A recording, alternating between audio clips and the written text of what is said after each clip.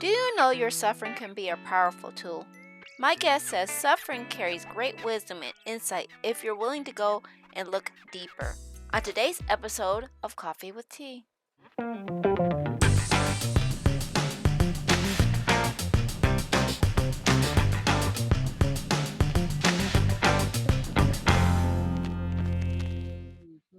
Hello, friends, and welcome to another episode of Coffee with Tea. I'm your host, Tonia and Tia, and I'm excited because I've already dove into the conversation. You're going to tail in. So I'm going to be talking to Miss Tia Lavoie, who's going to be filling us in on suffering, but she has already dropped some nuggets on me about my sign and everything like that. So without further ado, I'm just going to bring her on in because she's already had the party rolling already. So Miss Tia, welcome to the show. Thank you. Pleasure to be here, Tonia. Absolutely. You've already been dropping nuggets on me already, and I was like, we should have been hitting record a while back. So you know what? I got to make sure I stay on track because that's the Taurus sign of me. So. There it is, right there. Keep us steady. Keep us going, Tonia. You got it. So Miss Tia, first of all, I always like to ask a little bit about who you are and how are you handling all of this COVID-19 stuff, and what would be your recommendation for anybody who's suffering through this, because we're going to dive into let's see. Let's go through the first question first. How am I with COVID? COVID is a deep, deep breath. This 2020 is a deep, deep breath. And I mean, with everything that's happened. And so for me, if you'll notice, like this whole year has been one giant deep breath. Literally, with the death of a gentleman, with all of that stuff that's happening, I can't breathe. We've been saying this for millennia. We've been saying, this feels so tight and tense. This feels, there's too much pressure. I'm too pressurized. This is too overwhelming.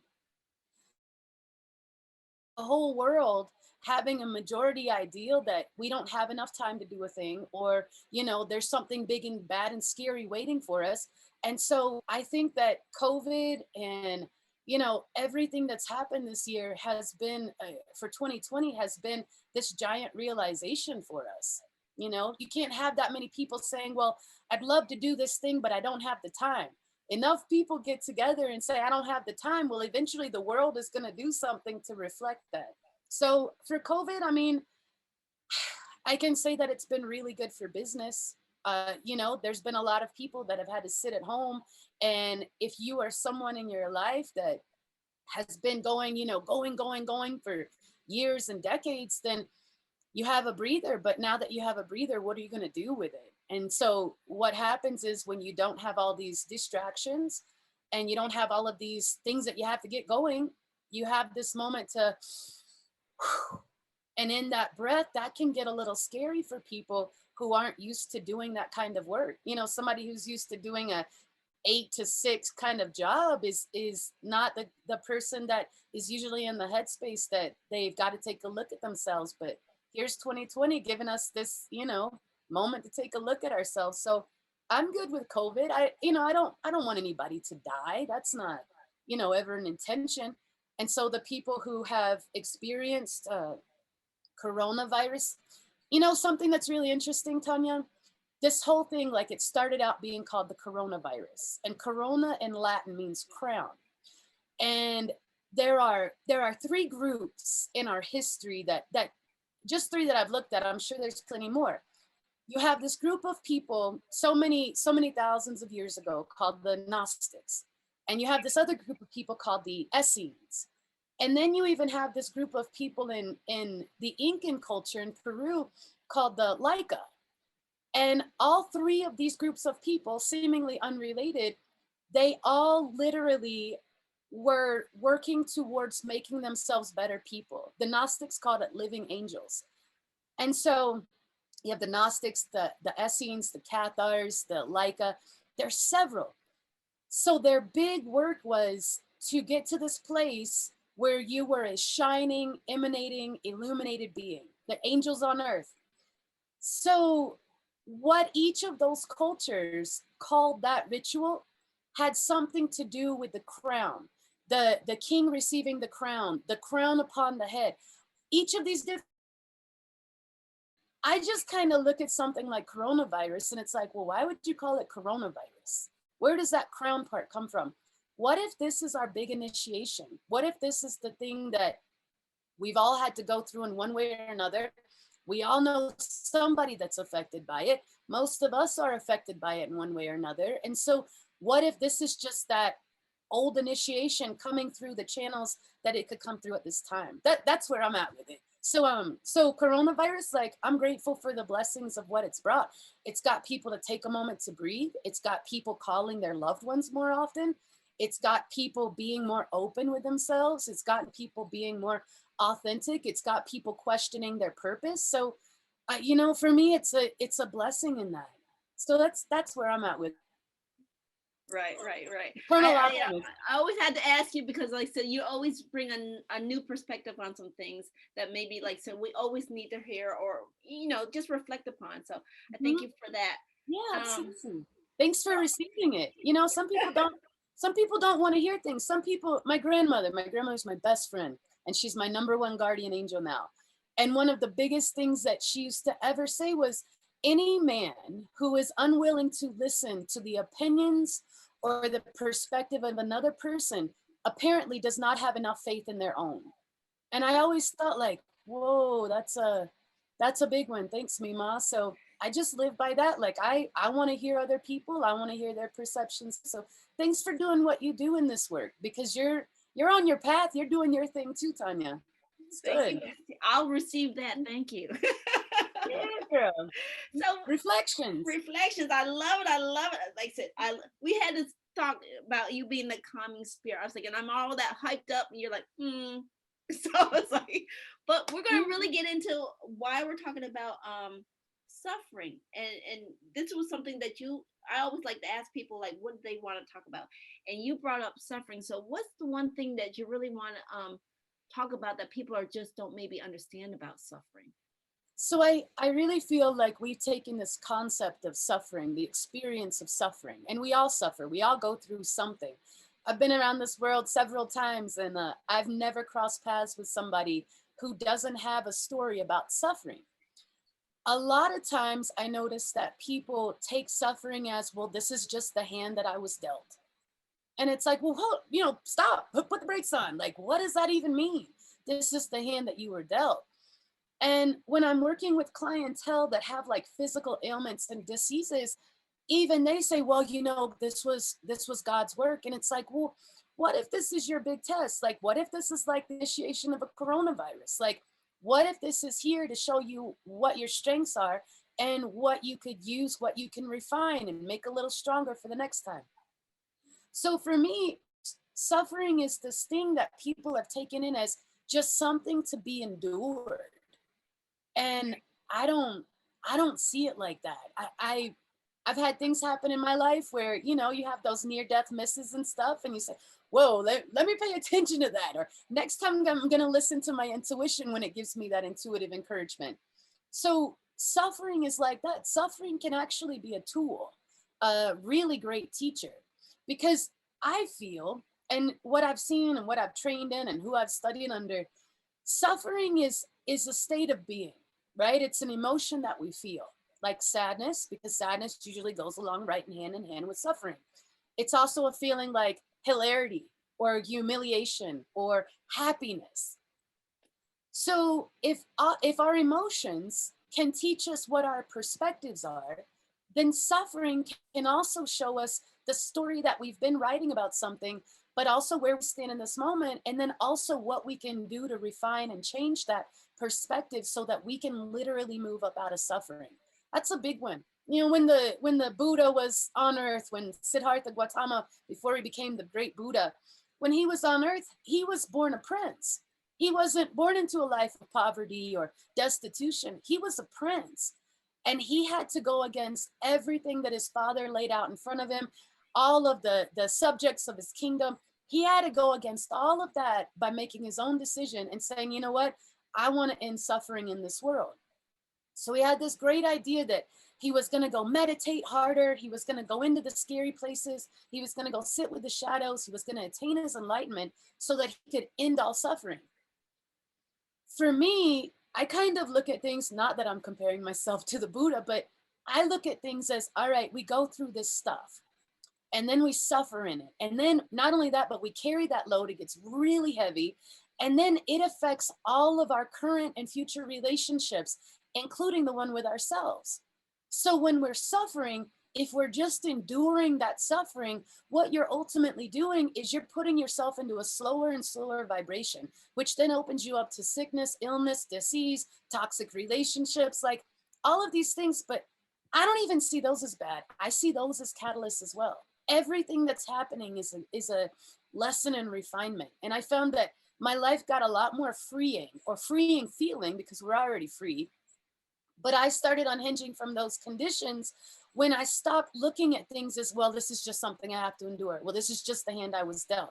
Okay, it's the hand I was dealt, but what am I going to do with it? How am I going to play this hand is the big thing. And nobody knows about these aces up my sleeve. Like, let's figure something out here. So I learned that with my teacher in my early 20s, that suffering just, it was a tool to help us. It wasn't this thing to keep you just going lower and lower and lower and keep kicking you down every time you try and get up. It's a thing to help you ignite into walking your path, living your purpose, seeing the things that need to be lit up. You know, this whole thing I've been hearing a lot in the last week about enlightenment and people saying like, well, I've got to kill off my ego. And it's like, well, what? Your ego is what makes you you. You know, me and my ego is what makes me Tia. You and your ego is what makes you Tonia. And so when people have this mentality of like, well, I have to still the ego or I have to kill it. And it's like, well, that's an aspect of you. That's what makes you invariably you.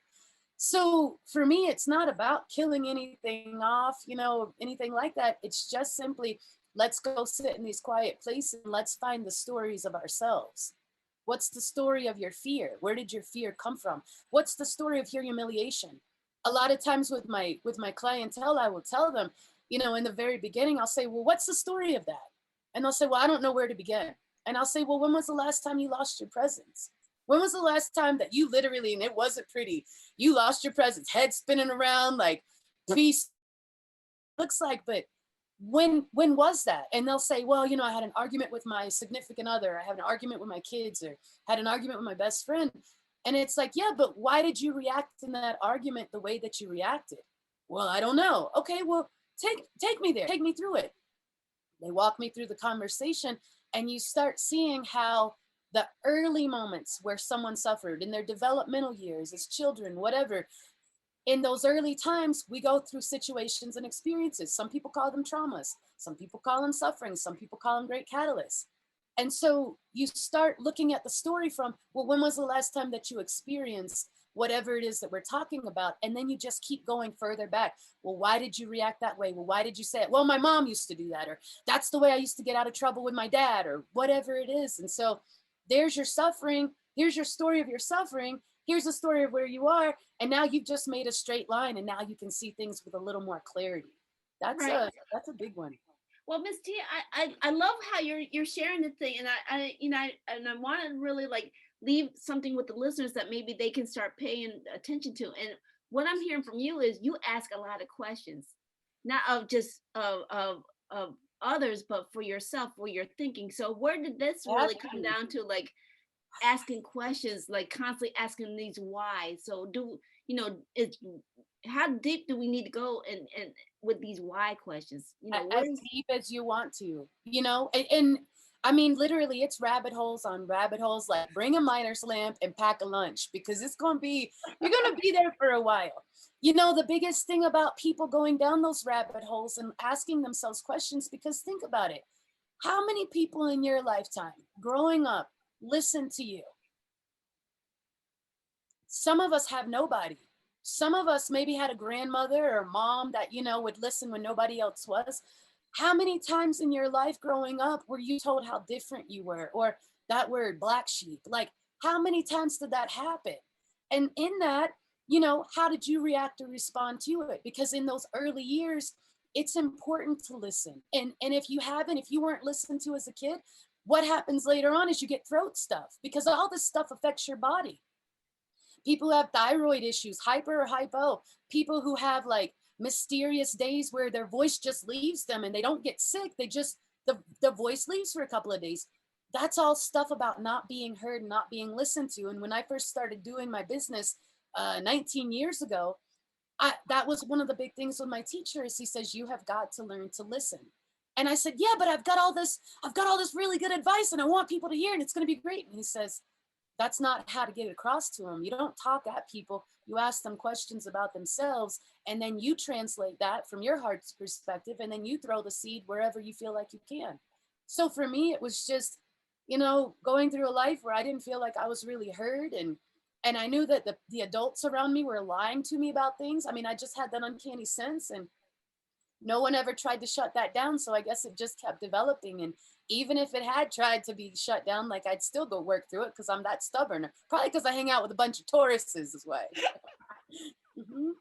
So it's important, how deep do you go? Well, how deep do you want to go in this moment?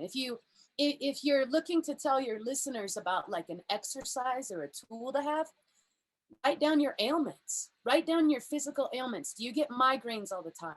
Well, let's look at that. Go Google Louise Hay and Heal Your Life and go look at the symbolism behind the physical ailments, because a lot of times when people first start out here, there's a lot of concepts that come to them, but they don't know how to decipher them. It's too much. It's overwhelming. And they're still in their egos. So their egos telling them like, oh my God, that's way too much. That's a total foreign language. You'll never understand that. And then they give up. And it's like, wait, you had this calling to go deeper. Like, go deeper. I believe in you. You said something when you were asking this question is something of value, giving them something of value.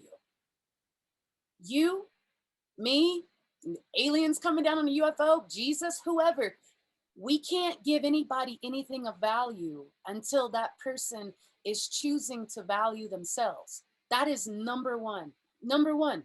You cannot make changes in your life. I've seen it. I've helped over 2,000 people. You cannot make changes in your life. The good changes, the big changes, not just the cosmetic appearances, but you can't make those deep underlying changes until you start valuing yourself. When you begin to value yourself, then you get that reflection. Like my teacher used to say, this whole world, one of the best exercises he ever gave me is he'd say, this whole world is a 360-degree mirror reflection of you. So look at the things going on in your life and tell me what you see now. Well, when you make it personal for somebody, then all of a sudden, that guy that was rude and I can't believe, how are you going to say that when you're talking to yourself? And so that was a really good exercise for me. Another one that for your listeners is the understanding of value. Take a look at what your relationship to money is, because money is a symbolism of how we value ourselves. If you just listen to people and you start asking the questions and you listen closely and you make sure that, you're in your heart with it and you're not making judgments on the answers, then you can start to see like the path lights up. I'm a seer. It's what I do. I see for people. I see options and I see opportunities and I see how they've been and I see their stories from the past. I had to study for this. And I had to learn how to apply it in my life. And only when I started applying it in my life did the clientele start coming.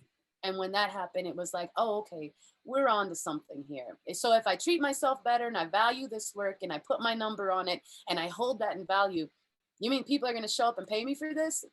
Yes. Yes. And I'm grateful for it. But I had to get right with my relationship with money. Ultimately, I had to get right with my relationship with myself and be able to listen to my intuition. So it all starts with self-value and self-worth. If the person, when people used to show up here, we used to tell them, all right, we have a mantra for you. And the mantra was, I am love, I'm priceless, I'm fearless, I'm beautiful. All is happening in perfection and I choose love. That's a big one for people. Now, getting somebody to say, hey, can you say I'm love? That, usually because there's enough love reflection in the world right now. Facebook, everybody puts up their positive memes and affirmations. Usually people can get through that way. I am priceless. That's when their voice starts to tremble. I am fearless. That's when their ego switches on and they say, no, you're not fearless. Look at, you made all these decisions in fear. even those decisions and fear that we've made have created enough uncomfortableness, hurt, pain, that eventually it catalyzes us into choosing love. So even when you've made those choices in fear in life, you were still ultimately choosing love. So that's okay too. And then when you say, I'm love, I'm priceless, I'm fearless, I'm beautiful. That, when we were doing this 10 years ago, that was the one where if they weren't crying by then, there were usually some tears flowing on that one. Getting them, I mean, and literally people say, well, okay, I'm love, I'm priceless, I'm fearless, I'm and it's like, hey, you know, just say the word beautiful, beautiful. Okay, now put I'm before it. I'm and it's like, all right, we're on to something here. There's something that's, we have forgotten the beauty of ourselves.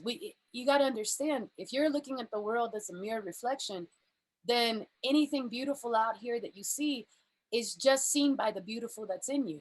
That's a huge one for people. And so that mantra has been really helpful for people. It's been helpful for me for sure.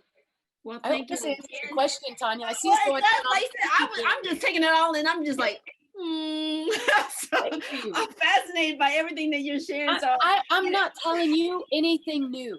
no, And the beautiful thing about it is that, you know, people say, oh my gosh, this person's teaching me and they're doing, no, life, that person, that guide, that life coach that you've, you know, picked up, we're all just reminding each other. We're reminding each other to remember a thing. Remember, that word, remember, like, you know, I remember this, I remember that. It literally originates from a phrase that means to sew back together, like literally sewing back together. So I think like, all right, we're all trying to achieve peace here. What if like all of these little memories here are just pieces? And so as we remember, we're sewing all those pieces together, and that's where we find our peace, P-E-A-C-E. So, you know, for me, it's like anything that's happening, it's refining you, it's making you stronger, but you can't react to it. A reaction is a repeated action. That's why it's called a reaction, a repetitive action, an action that you have repeated before. When you respond to something, that's where you come from, that place of grace. That's where you come from, that steady. That's where you come from, you know, being responsible with the power of your own perception, because how you choose to see anything is what's going to create your reality around you. that is so beautiful. So you Oh, remember. beautiful, Miss Tia. You know, I love it. I love it. I love it. And I cannot believe we hit the 20 minutes, but I do have to, this is the one question I have to have, because I know people are going to probably want to follow up with, where can people find more information about you, your services, and what you do? So I'm on Facebook, Tia Lavoie, Lavoie. I also have a work page on Facebook called Be Love, See Love, BeLoveSeelove. And also, you know, I'm on Instagram. I finally made the leap, and I'm on Instagram. It's Tia Lavoie, TIALAVOIE, Shamanic Practitioner. And, you know, find me there. You're welcome to show up, join, invite, do a thing. Let's do this. We're helping people. Like, the nice people always find the other nice people at the party. So thanks for this, Tonia. Again, I have to say, shout out to Miss Isadora. She connected us. So shout out to Miss Isadora. I haven't met her, but I'm looking forward to it. And I also want to, I'd love to have you come back on, and we can talk again if you let. We'd love to have you. Let's you know, I would love to do some kind of something where we can teach people some breathing exercises to help them work through anxiety, or help them work through, you know, taking that leap, or even helping them like sit strong and be confident in what they hear when they have their own internal dialogues with their hearts. I'm game for that. Open anytime, Tonia. Well, thank you. And I also want to remind those listeners who tune in that feedback is always welcome. Email us if you have any guest and show ideas. Thank you for watching it. If you enjoyed all of the nuggets that Tia dropped and you picked them up, give us a thumbs up. And if you enjoyed all the insight that she had, please consider hitting that subscribe button over there. And remember, take things in stride, go with the flow, and create your own path. And we'll see you back here on another episode of Coffee with Tea. So bye for now. Thank you. We'll see you, Tonia. Share with us, what was one of your takeaways from today's show? Post your answers in the comments.